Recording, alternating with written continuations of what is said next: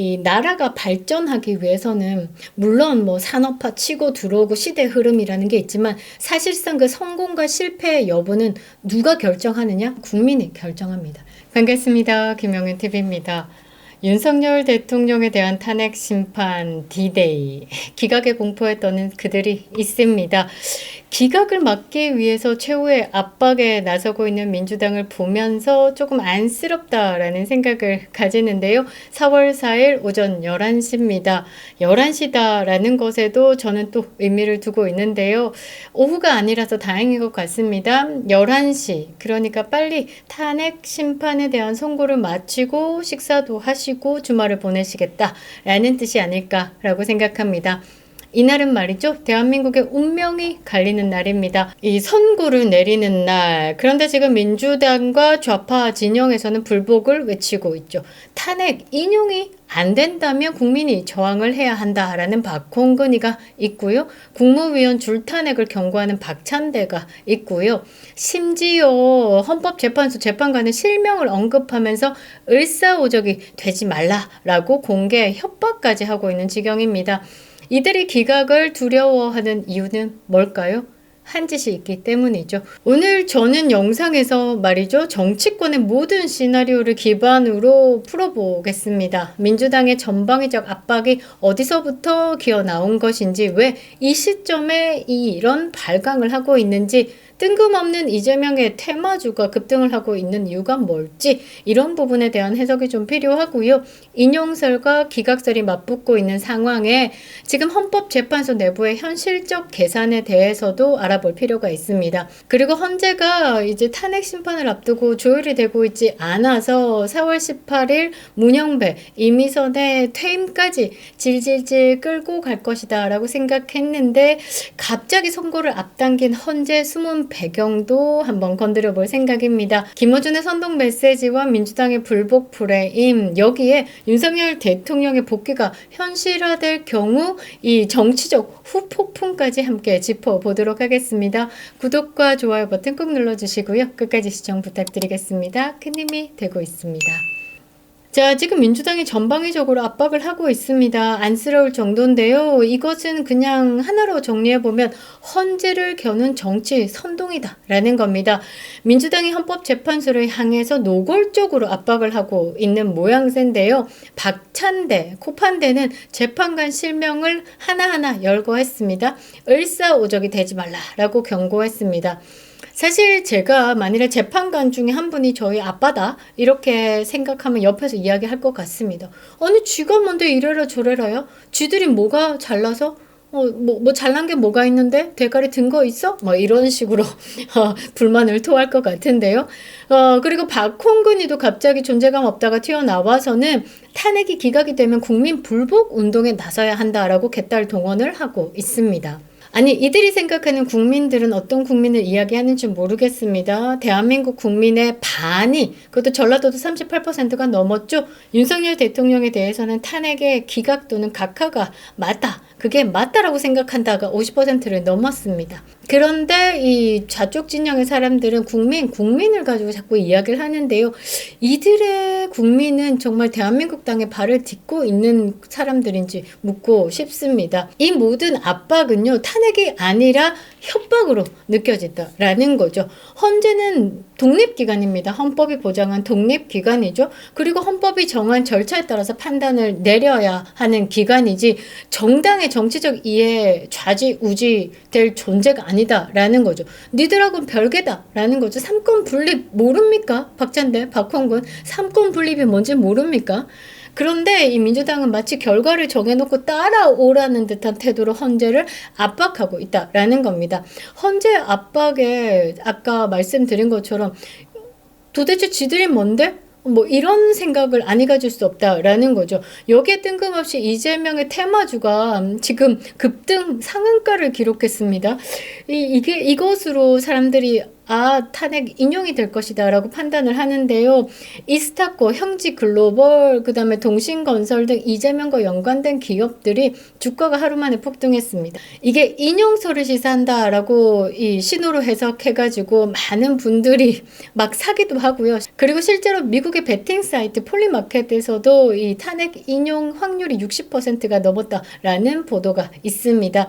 사실 주식시장은 감정과 심리가 주도하는 곳이죠. 특히 이거는 이재명 작전주죠. 테마주다라는 게 작전주입니다. 특성상 특정 세력들이 주가를 끌어올려가지고 본인이 원하는 매도 시점에서 펌핑하고 난 다음에 덤핑하는 수법일 가능성이 크다라는 거죠. 개미 투자자들의 눈물이 이런 데서 나온다라는 겁니다. 실제로 가격 제한폭까지 치솟은 종목들이 다수 존재를 하고요. 이 과정에서는 이제 개미 투자자들만 피해를 본다라는 것이죠. 즉 주가의 급등은요, 정치적 판결의 지표가 아니라 시장 심리를 활용한 희망 회로일 뿐이다 라는 겁니다. 이 폴리마켓도 마찬가지죠. 이것도 감정을 담은 겁니다. 그러니까 원하는, 내가 어느 승률에 돈을 걸었다라면 거기가 배팅이 잘 되고 돈을 많이 모을 수 있도록, 또는 내 피해금이 적을 수 있도록 만들기 위해서 감정이 작동을 한다라는 거죠. 그래서 이거 심플하게 좀 생각해야 됩니다. 희망 회로가 돌고 있구나. 판결은 헌법재판소의 손에 달려 있죠. 뭐 폴리마켓이라든지 이 주가가 상승한다라고 해서 그게 탄핵이 인용되고 기각되고 이거는 아니다라는 겁니다. 헌법재판소의 판례와 논리적 판단에 따라서 결정이 된다라는 것이기 때문에 머리를 차갑게 두라라는 것이죠.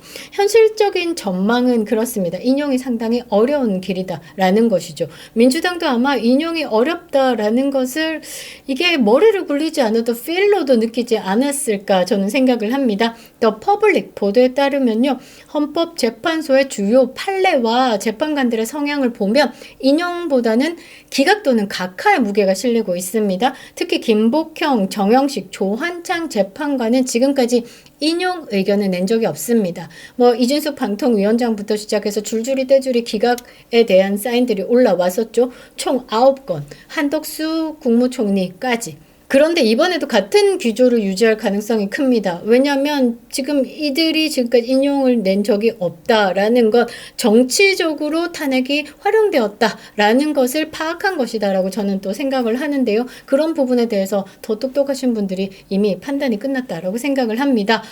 또한 국회 측이 핵심 소추 사유인 내란죄를 철회했습니다. 이 내란죄 혐의를 심리 도중에 철회를 했습니다.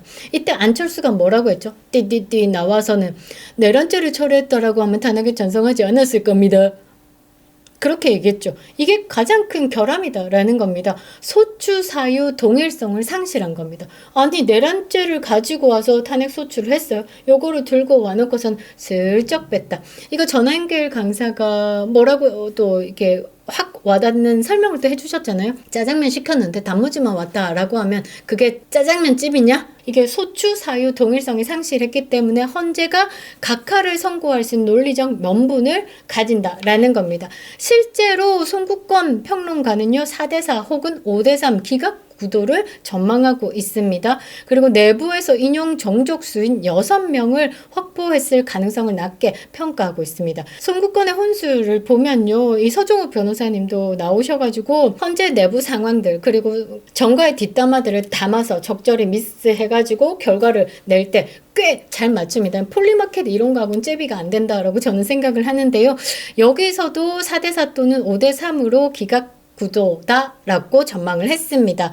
그런데 우리가 좀 봐야 되는 게 헌재가 이 4월 18일 이 문영배 이미선의 퇴임까지 늘어질 것이다 라고 생각했는데 뜬금없이 4월 4일 선고하겠다라고 밝혔습니다. 그런데 이게 민주당과 사인이 좀 안 맞았다라는 게 어디서 나왔냐면요, 이 헌재 발표 전까지도 이 민주당이 40여개 임명하라, 임명 안 하면 다 탄핵하겠다 막 이렇게 이야기하고 있을 때거든요. 왜 이렇게 갑자기 선고를 앞당겼을까? 민주당과 조율을 끊었구나. 또는 민주당과 소통을 끊었구나. 왜일까? 이런 생각을 좀 해볼 수밖에 없는데요. 원래 예상했던 선고일은 4월 18일 이후에 가능성이 크다라고 했었죠. 그런데 4월 4일로 앞당긴 이후가 살짝 흘러나온 얘기가 그게 있습니다. 외부의 정치적 압박이 너무 도를 넘는 거예요. 이게 적당한 거랑 수위를 넘어버리면 이게 뭐야? 이거 사람 반발심이 생기고 이게 뭐라고 해야 되나? 거부감이 생기거든요. 그 거부감, 그 건드리면 안 되는 그 명예와 자존심을 살짝 건드렸다라고 저는 생각을 합니다. 그래서 헌법재판소가 조기의 결단으로 몰고 가고 더 이상 이것들에게 압박을 받는 나 솔직히 자존심이 허락을 하지 않겠어. 이 정도까지 간 것이 아닐까라고 저는 생각을 하는데요. 자, 박찬대가 뭐라고 했냐면 광화문에서 을사오적이 되지 말라라고 노골적인 압박을 했습니다. 굉장히 기분 더럽죠. 제가 그 자리에 법복을 입고 앉아 있다라고 하면 진짜 이건 아니지 않아 하고 펜을 탁 던질 것 같아요. 그런 기분, 그런 것을 딱 건드렸다라고 저는 생각을 합니다. 그리고 민주당이 말이죠. 재판관의 임기 연장법을 추진하면서 헌재를 압박했습니다. 아니, 똥차가 나가야지 그 다음 사람들이 와가지고 뭔가를 보는 거지. 아니, 군대도 저기 제일 위에 병장이 안 나가고 계속 있으면 밑에 상병이 좀 골치 아프지 않습니까? 약간 그런 느낌 아닐까요? 아니, 헌법이 보장하고 있는 이 임기를 입법부가 마음대로 바꾸겠다라는 건 사실 월권이죠. 넘어선 겁니다. 이처럼 지나친 정치적 압박에 헌재 내부에서 말이죠. 위기감을 형성했다. 그래서 조기 선고 결정을 내린 것이다 라는 분석이 우세합니다. 그러니까 선을 넘었다라고 보는 게 가장 깔끔할 것 같은데요. 그래서 이제 민주당 내부에서는 이 기각 또는 각하의 평가가 높다. 그러니까 이 불복 선동을 지금 나선 것이다 라고 봅니다. 박홍근이가 불이한 선고에 불복 저항하겠다라고 공개 발언했습니다. 그러니까 이미 불복하겠다라는 걸 단어에 담았어요. 뭐라고? 불의한 선고. 이 헌법재판소에 앉아 계시는 재판관들의 이 판결 자체가 불이하다. 이건 우리가 인정 못하고 어렵지 않다라고 지들이 그냥 결정을 내버린 겁니다. 그러니까 이 말 안에 불복하고 저항하겠다 뭐에 맞서서 불이한 선고에 맞서서 그게 정당하다라고 해도 이들에게는 불이한 걸로 이미 픽스가 된 거예요. 그리고 김어준이 어떻게 했습니까? 본인의 유튜브 방송에서 민주당 초선 의원들 줄줄이 떼줄이 앉혀놓고 헌재 재판관들 전원 탄핵하라, 상상력을 발휘해라, 사실상 불복 프레임을 부추기고 있죠. 일부 의원들이 새겨 듣겠다까지도 했습니다. 그러니까 이런 상황들만 봐도 민주당 내부에서는 지금 선동을 하겠다라고 드라이브를 걸은 것이다. 지지층을 결집하기 위한 출구 전략인 성격을 띠는 겁니다. 민주당은 지금 후퇴 조항이 없죠. 앞만 보고 달려야 되는 겁니다. 그런데 이미 조기 대선판 윤석열 대통령의 탄핵을 기정사실화하면서 움직여왔던 민주당에는 이 윤석열 대통령의 직무복귀만큼 강한 데미지가 없거든요. 그러니까 지금 이거를 인정을 못하는 걸로 가야 되는 겁니다. 인정을 할 수 없다라는 거죠. 윤석열 대통령의 복귀가 사실상 파란불이 켜졌죠. 기각 또는 각하입니다. 인용일 수가 없는 구도다라는 거죠. 자, 윤석열 대통령의 복귀의 의미에 대해서 한 번 더 알아볼 필요가 있을 것 같은데요. 이 실각을 감지한 자들의 초조함이 묻어나는 강력한 윤회 귀환이다 라는 겁니다.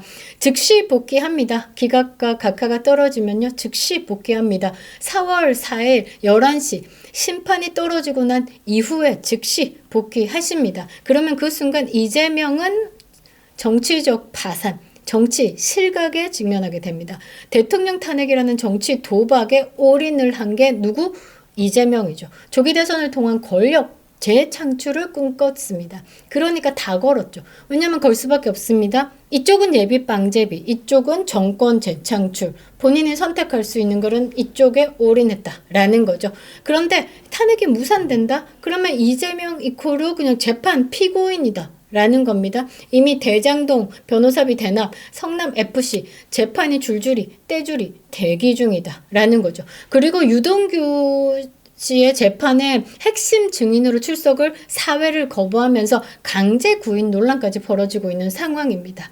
이게 지금의 이재명과 윤석열 대통령의 귀한 후에 이 이재명의 입지는 또 달라진다라는 것이죠. 그래서 방어막 자체가 다르다라는 겁니다. 그리고 가장 중요한 것은요, 내부의 적이죠. 이재명에게 그 외부의 적보다 더 강력한 적은 내부의 적입니다. 비명계가 이제 꾸물꾸물 나올 겁니다. 박찬대, 박홍근 같은 경우도 강경파잖아요. 이게 내부의 이탈에 대해서 미리 이제 냄새를 맡았기 때문에 그 오히려 초조함에 더 발광을 하고 있는 겁니다. 뭐 개딸이여 지금 불복해야 된다 이런 메시지를 왜 무리하게 내느냐? 내부의 반발을 지금 감지했기 때문에 일단 윤석열 대통령께서 복귀를 하시면요, 정치 지형은 완전히 바뀝니다. 일단 체제수의 의미도 있고요, 법치가 복원되는 거죠. 물밑에서 사법이 부패하고 사법이 짜미짜미하고 그게 있었지만 지금 이번에 윤석열 대통령 탄핵 상황을 거치면서 이 사법부의 그런 짜미짜미 세력이 완벽히 드러났어요. 가장 대표적인 게 서부지법, 공수처와 짜미짜미 해가지고 영장 발부, 그 다음에 이재명의 무죄, 이 무죄가 지금 두 번째 나온 거죠. 선거법 위반의 2심의 무죄, 그 다음에 위준교사의 말도 안 되는 무죄가 나온 겁니다. 이게 이 수면 아래에서 그들과 짜미짜미 된 이 세력이 수면 위로 국민들에게 완벽히 노출됐다라는 거죠. 윤석열 대통령 딱 오시면 국민들이요 보셨죠. 이 사법부가 이 정도로 지금 부패했습니다. 이런 세력들 걷어내야 되겠죠. 와 합니다. 그리고 부정선거, 그전에는 음모론자로 치부하고 언론과 짜미짜미가 돼가지고 이준석 같은 거가 나와가지고 막 음모론자님 막 이러면서 세상에 그 황교안 총리를 완전 뭐 멍청한 사람으로 치부를 하면서 완전 공격해댔죠. 그런데 부정선거가 들통났어요. 이 국민들에게 공감을 완벽하게 얻었어요. 그 다음에는 윤석열 대통령께서 국민들이요 보셨죠. 부정선거. 자, 우리는 부정선거를 밝혀서 민주주의를 훼손하려는 세력에 대해서 처단하겠습니다. 와, 그렇게 가는 겁니다. 선동이 아닌 합법이 기준이 되는 새로운 국면으로 진입하게 되는 겁니다. 그렇게 되면 어떻게 되죠? 민주당의 불복 프레임은 설 자리를 잃습니다. 책임론만 이재명에게 향하게 된다라는 것이죠. 아, 너무 속 시원합니다. 일단 4월 4일 심판의 그날 이후로 대한민국 완벽히 재세팅된다라는 겁니다. 있잖아요. 이 나라가 발전하기 위해서는 물론 뭐 산업화 치고 들어오고 시대 흐름이라는 게 있지만 사실상 그 성공과 실패의 여부는 누가 결정하느냐? 국민이 결정합니다. 지금까지 역사가 그래 왔다라는 거죠. 이번에 우리는 반드시 성공할 겁니다. 자유우파의 가치를 지키기 위해서 왜곡 없는 좋은 방송으로 여러분들께 인사드리겠습니다. 그립다 윤석열, 김영윤TV였습니다.